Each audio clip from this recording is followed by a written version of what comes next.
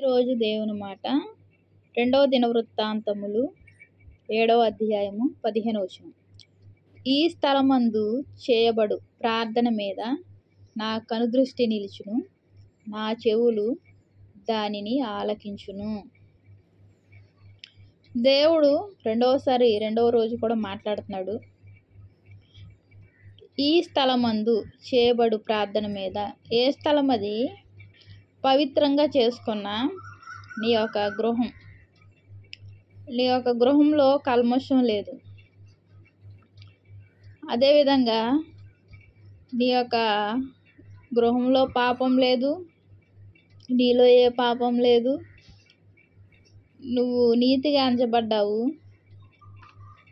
నీ స్థలాన్ని, నీ యొక్క హృదయం అనే స్థలాన్ని దేవుడు ఇష్టపడ్డాడు, పవిత్రపరిచాడు. నువ్వు పవిత్రుడిగా పవిత్రాలుగా జీవిస్తున్నావు. దేవుడు ఏమంటున్నాడు? ఈ స్థలమందు చేయబడు ప్రార్థన మీద నా కనుదృష్టి నిలుచును. ఏ స్థలం అది? దేవుడు కోరిన స్థలము. నిన్ను కోరుకున్నాడు. దేవుడు నిన్ను కోరుకున్నాడు, నిన్ను ప్రేమిస్తున్నాడు. నువ్వు చేసే ప్రార్థన మీద ఆయన కనుదృష్టి నిలుపుతున్నాడు. ఆయన కనుదృష్టి చిన్నది కాదు, చాలా విశాలమైంది. ఎక్కడ ఏదున్నా అందులో కనపడుతుంది. ఆయనకు మరుగైంది ఏదీ లేదు. అయితే నువ్వు చేసే ప్రార్థనల మీద ఆయన కనుదృష్టి ఉందంట. నా చెవులు దానిని ఆలకించును. దేవుని యొక్క చెవులు నువ్వు చేసే ప్రార్థనను ఆలకిస్తున్నాయి. మనుషులకి వినబడడం అయితే ఏమవుతుంది? కార్యాలు జరగవు. వారి చెవులు ఎప్పుడు వారు ఏం చెప్పుకుంటున్నారు, ఏం చేస్తున్నారు అని వారి కనుదృష్టి, వారి చెవులు ప్రతి ఒక్కరి ఇంటి మీద ఒక్కొక్కరు చూపు ఉంటుంది. అయితే వారి కనుదృష్టి వలన ప్రయోజనం లేదు, వారు వినడం వల్ల ప్రయోజనం లేదు, మనం చెప్పుకోవడం వల్ల కూడా ప్రయోజనం అంతకన్నా లేదు. అయితే నీ యొక్క మాటలు, నీ యొక్క ప్రార్థన ఎవరు వింటున్నారు? దేవుడు వింటున్నాడు. ఎవరు కనుదృష్టి ఉంది? దేవుని కనుదృష్టి ఉంది. ఆయన కనుదృష్టి ఉంది. ఆయన చెవులు కూడా నీ ప్రార్థన ఆలకిస్తున్నాయి. కాబట్టి ఇక మనకి భయపడాల్సిన అవసరం అంటూ ఏమీ లేదు. దేవుడు ఆలకిస్తున్నాడు కాబట్టి గొప్ప కార్యాలు మన జీవితంలో చూడగలుగుతాము.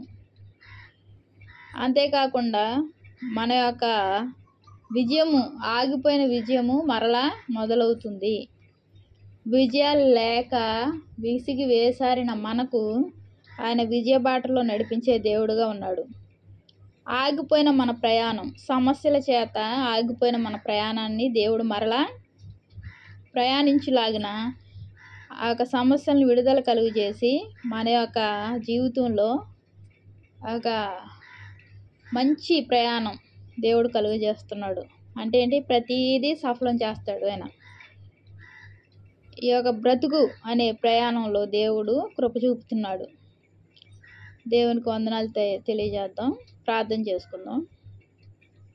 మహాప్రేమ గల తండ్రి, కృపగల నాయన, 2వ దినవృత్తాంతాలు 7:15 వచనం ద్వారా నువ్వు స్పష్టంగా మాట్లాడావు ప్రభా. తండ్రి, మా ప్రార్థనల వైపు నీ కనుదృష్టి ఉంచావు. నీ చెవులు మా ప్రార్థనను ఆలకిస్తున్నందుకు వందనాలు చెల్లించుకుంటున్నాను ప్రభా. మా యొక్క తండ్రి నాయన కుటుంబ సభ్యులందరి ప్రార్థనలు వింటున్నానన్నవయ్యా. అంత మాత్రమే కాకుండా నీ కనుదృష్టి కూడా ప్రభా నాయన మాపై ఉంచి, మా ప్రార్థనల వైపు ఉంచి తండ్రి నాయన నీ యొక్క చెవులు మా ప్రార్థనలు ఆలకిస్తున్నాయి అన్నావు ప్రభు. నీకు వందనాలు చెల్లించుకుంటున్నాను. మనుషుల యొక్క కనుదృష్టి, మనుషుల యొక్క చెవులు తండ్రి, వాటి వల్ల ప్రయోజనం లేదు ప్రభు నాయన. వారు వింటారు, హేళన చేస్తారు. వారు వింటారు, చులకన చేస్తారు. తండ్రి నాయన, వారి యొక్క కనుదృష్టి మూలంగా మాకు ఉపయోగం లేదు. వారు ఆలకించడం వల్ల ఉపయోగం లేదు ప్రభు.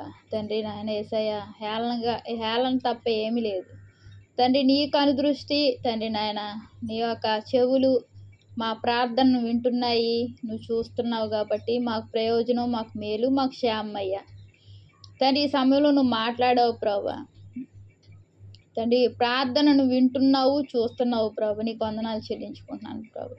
గొప్ప దేవుడు మా జీవితంలో గొప్ప కార్యాలు చేయడం మొదలుపెట్టావయ్యా. నీకు వేలాది స్తోత్రాలు తండ్రి.